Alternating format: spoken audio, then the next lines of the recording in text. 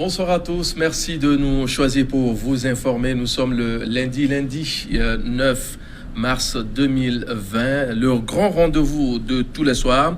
Nous le démarrons avec du décryptage. Et le décryptage est en premier lieu le Mali, début de campagne pour les élections législatives du 29 mars prochain. Pour passer à la loupe l'actualité dans tout son ensemble concernant ce thème, notre éditorialiste maison est sur le plateau. Mamadou, bonsoir et merci d'être là.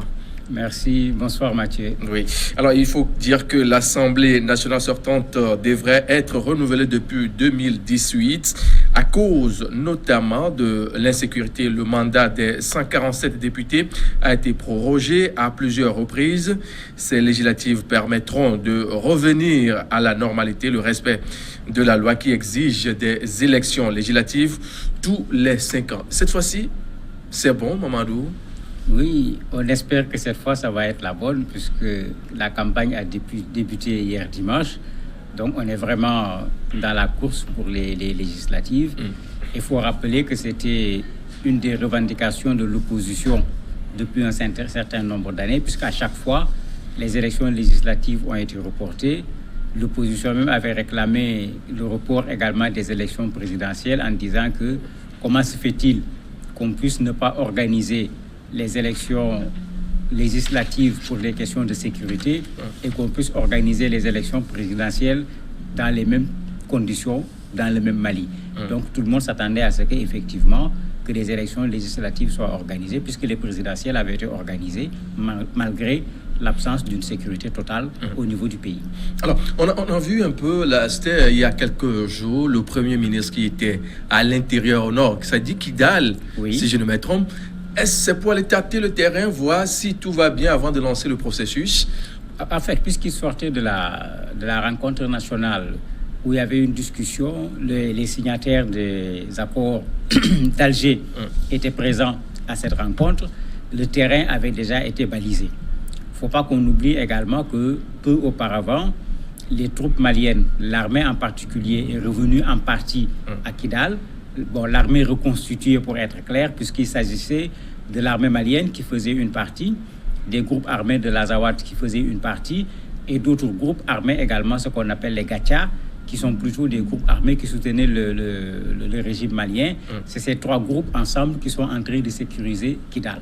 Donc cette fois, le Premier ministre est venu pour tâter le pouls, rencontrer les chefs traditionnels, rencontrer un certain nombre de chefs rebelles et se rendre compte qu'effectivement, le processus de redéploiement de l'armée et de l'administration malienne au niveau de Kidal se porte très bien. Alors qu'à chaque moment, Kidal était un des cas posés en disant comment on peut organiser des élections au Mali alors que Kidal n'est pas sous le contrôle ni militaire ni administratif de l'État malien.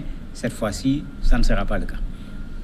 Est-ce qu'on peut avoir une raison de croire à ça? Ce n'est pas juste une visite de terrain pour donner l'impression à des partenaires que tout va bien sur le terrain. Non, on peut avoir une raison puisqu'il y a la pression internationale qui est là quand même, aussi bien sur le Mali que sur les groupes armés Touareg en particulier, puisque c'est eux qui avaient signé l'accord d'Alger. Et la question de Kidal, c'est également la question Touareg. Ce n'est pas seulement la question des soi-disant djihadistes, c'est également la question de la lutte des Touaregs qui réclamaient l'Azawad à un certain moment, puisque eux-là ont participé à la conférence nationale.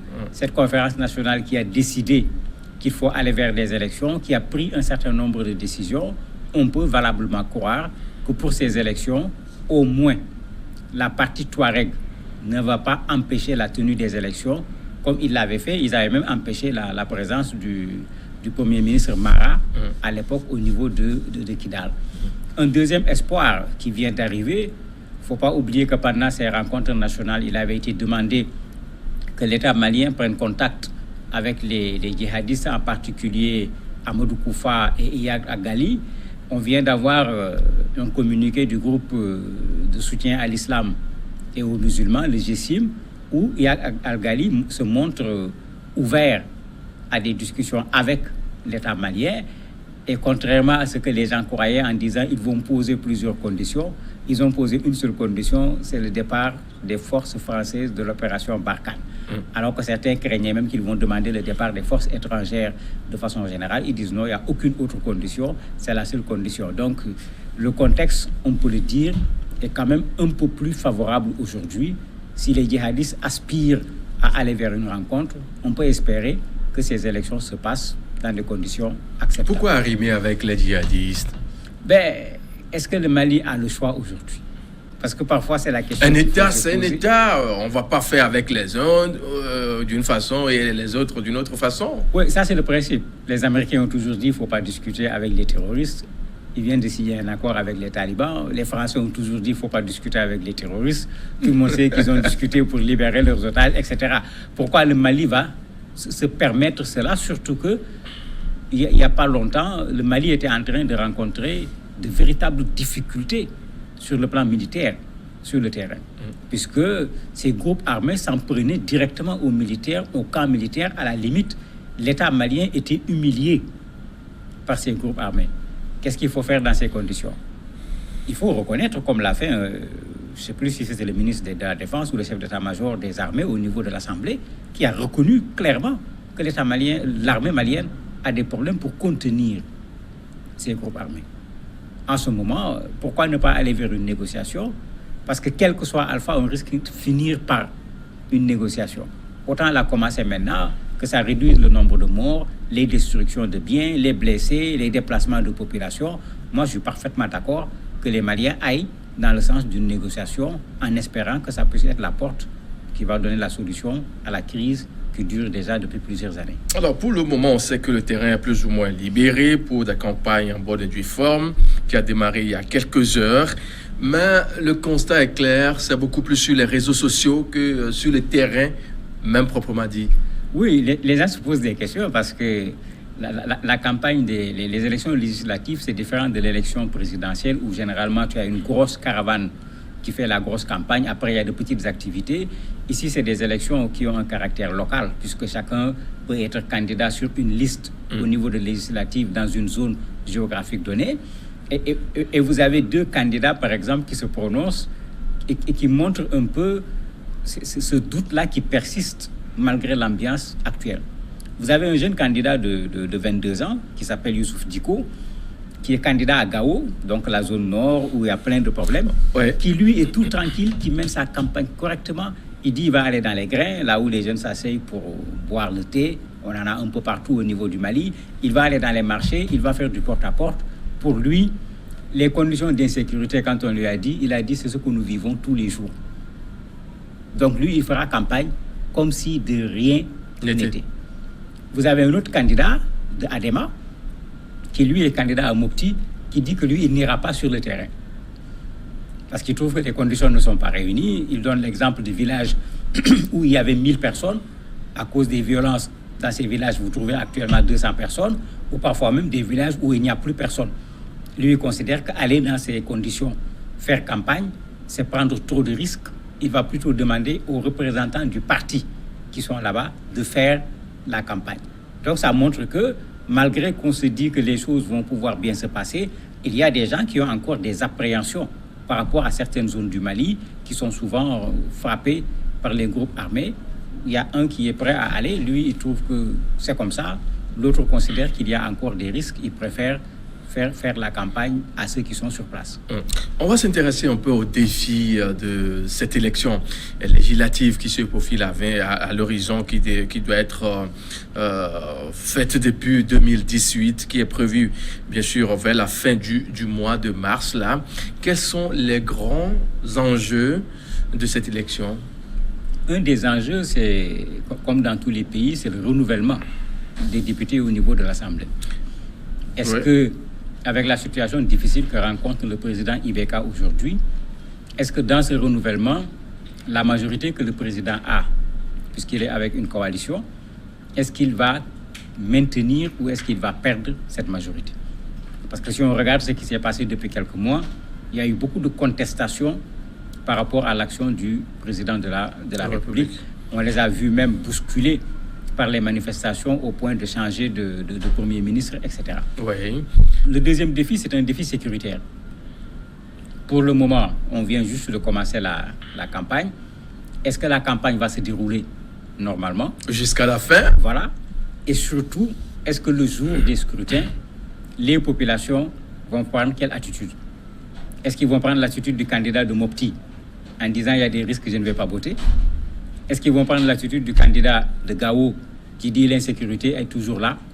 Les populations vont aller voter parce que si on organise les élections et les populations ne participent pas, cela va poser un sérieux problème. Et ça, pour la légitimité, c'est extrêmement important. Le dernier défi, c'est Kidal. Qu'est-ce qui va se passer? Des mesures ont été prises. Kidal est actuellement protégé par la MINUSMA, par également les groupes armés qui sont sur place. C'est eux qui sont chargés de veiller à ce que les élections se passent comme il se doit. Ça va être la première expérience pour Kidal depuis que Kidal est entre les mains des Touaregs. On verra également à ce niveau qu'est-ce qui pourra être fait.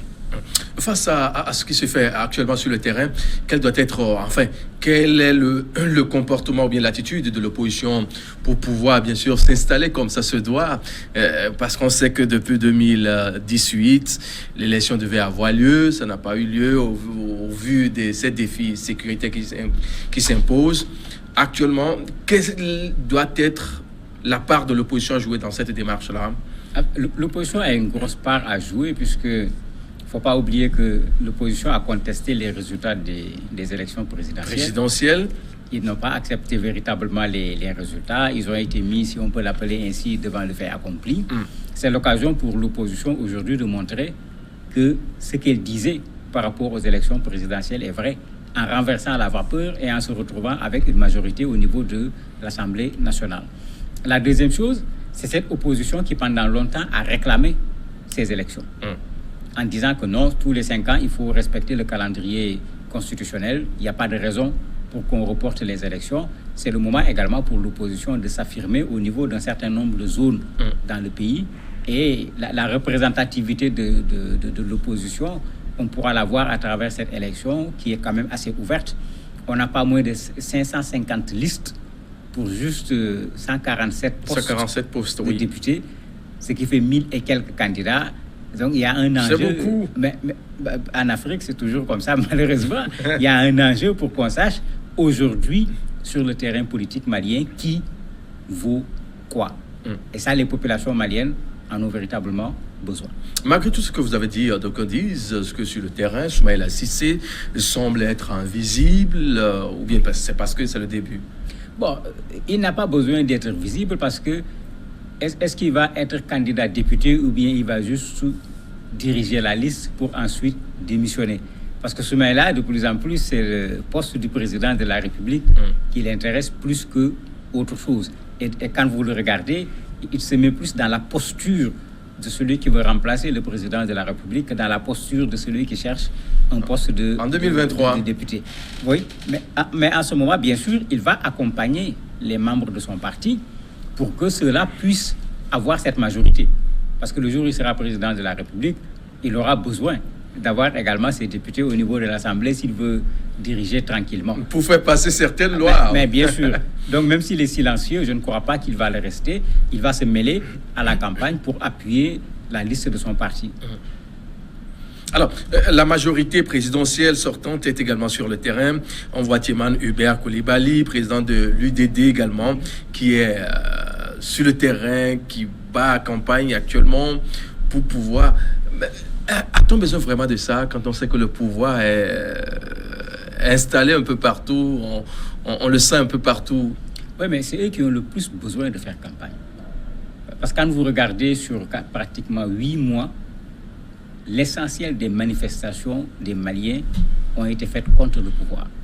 Si vous enlevez les manifestations où les Maliens sont sortis pour soutenir l'armée malienne, et même dans ces manifestations où les gens sortent pour dire on soutient l'armée malienne qui subissait des coups par rapport aux groupes armés, on dénonçait le pouvoir, on dénonçait le gouvernement. Ce qui veut dire qu'effectivement, le gouvernement a intérêt à prendre son bâton de pèlerin et à faire véritablement campagne. Sinon, le gouvernement risque une très mauvaise surprise par rapport à des populations qui ne sont pas du tout satisfaites. Tous ceux qui ont manifesté contre les forces étrangères, indirectement, c'est des gens qui manifestent contre le président de la République. Tous ceux qui ont manifesté en disant non, le président ne devait pas aller en France pour aller répondre à la convocation du président Macron, tous ces gens-là manifestaient indirectement contre le président de la République. On a vu ce qui s'est passé avec Mahmoud Dicko également tout récemment, où il a pris la parole de façon très forte en disant que l'État ne prend pas ses responsabilités face aux djihadistes. La méthode de lutte utilisée n'est pas bonne, il faut changer de méthode. Il a dit aux populations même de prendre à la limite les armes pour se défendre. On l'a convoqué, ses partisans se sont levés, se sont mobilisés. Le président de la République a dit aux gens laissez-le tranquille et il a présenté ses excuses. Donc, il y a une très forte contestation contre le président de la République, contre le gouvernement qui est en place. S'ils pensent qu'ils sont au pouvoir et ils vont gagner ces élections législatives parce qu'ils sont au pouvoir, ils se trompent. Et je me dis que toutes ces manifestations, ils les ont vécues comme nous. Ils vont devoir descendre sur le terrain et mouiller le maillot s'ils veulent avoir la majorité à la prochaine législature. Alors, peut-on dire que ces élections législatives sont bien sûr un véritable test pour les 3 ans qui restent pour IBK? Mais bien sûr, imaginez IBK aujourd'hui contesté partout au niveau du Mali, qui se retrouve avec une Assemblée nationale où la majorité se trouve entre les mains de l'opposition. C'est-à-dire que d'un point de vue institutionnel, on va avoir un véritable problème entre le pouvoir exécutif et le pouvoir législatif. Il y a plein d'accusations de corruption, tout un tas de choses. On risque de convoquer pratiquement tous ceux qui sont passés au régime de IBK au niveau de l'Assemblée pour leur demander de venir s'expliquer. Et en ce moment, IBK ne sera pas à l'aise pour terminer son mandat. Mamadou Diouf, merci d'être passé. Je vous en prie. Nous marquons une pause. On se retrouve dans un instant dans la partie l'invité pour la suite de ce grand programme de tous les soirs sur votre antenne New World Info 1.